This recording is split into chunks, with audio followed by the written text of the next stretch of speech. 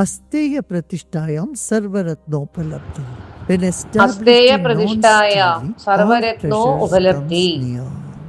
എപ്പോഴാണോ നമ്മളിൽ തന്നെ അധിഷ്ഠിതമായിട്ടിരിക്കുന്നത്, ആ സമയം എല്ലാ നിധികളും നമ്മളെ തേടിയെത്തും.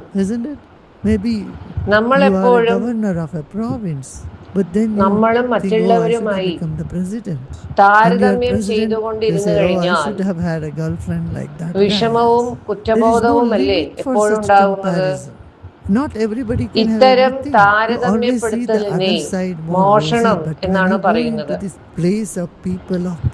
ഇത്തരം താരതമ്യപ്പെടുത്തലുകൾ ദുഃഖമല്ലേ ഉണ്ടാക്കുന്നത്? ശരിയല്ലേ? നിങ്ങൾ ഇപ്പോൾ ഒരു സ്ഥലത്തെ ഗവർണറാണ്. അപ്പൊ നിങ്ങളുടെ മനസ്സ് പറയാ, എനിക്ക് പ്രസിഡന്റ് ആവാൻ പറ്റില്ലല്ലോ. നിങ്ങൾ പ്രസിഡന്റായി. അപ്പോഴെന്താ പറയുന്നത്? ആ പോണ ആളെ കണ്ടില്ലേ, ആൾക്ക് എത്ര നല്ല ഗേൾഫ്രണ്ടാ, എനിക്ക് അങ്ങനത്തെ ഒരു ഗേൾഫ്രണ്ട് ഇല്ലല്ലോ. അപ്പൊ താരതമ്യപ്പെടുത്തലിന് ഒരു അവസാനവുമില്ല. എല്ലാവർക്കും എല്ലാം ഉണ്ടാവുമോ ജീവിതത്തിൽ?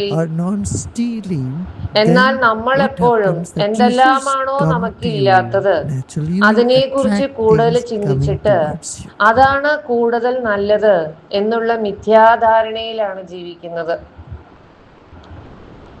പണം, പ്രശസ്തി, പേര് ഇതെല്ലാം ഉള്ളവരുടെ അടുക്കൽ ചെന്ന് കഴിഞ്ഞാൽ നമുക്കറിയാൻ സാധിക്കും, അവർക്കുമുണ്ട് ദുഃഖം. അവരുടെ ദുഃഖം നമ്മുടെ ചിന്തകൾക്കും അപ്പുറത്താണ്. എന്നാൽ മനസ്സിന് എപ്പോഴും മനോരാജ്യത്തിൽ ജീവിക്കാനാണ് ഇഷ്ടം. എന്തെല്ലാം എനിക്കില്ല, അതെല്ലാം ഉണ്ടെങ്കിൽ എത്ര നന്നായിരുന്നു എന്നിട്ട് ആ ഒരു മനോരാജ്യത്തിൽ ഇരിക്കുക. ഇതിനെ ഒരു തരത്തിൽ മോഷണം എന്നാണ് പറയുക. ഇതിൻ്റെ അർത്ഥം സ്വപ്നം കാണാൻ പാടില്ല എന്നാണോ? അല്ല, സ്വപ്നം കണ്ടോളൂ. എന്നാലോ നിങ്ങളും മറ്റുള്ളവരും തമ്മിലുള്ള താരതമ്യപ്പെടുത്തൽ ഒട്ടും നല്ലതിനല്ല. അങ്ങനെ താരതമ്യപ്പെടുത്തി ജീവിക്കുന്നതാണ് ഏറ്റവും വലിയ മണ്ടത്തരം. എപ്പോഴാണോ നിങ്ങൾ നിങ്ങളിൽ തന്നെ അധിഷ്ഠിതമായിട്ടിരിക്കുന്നത്,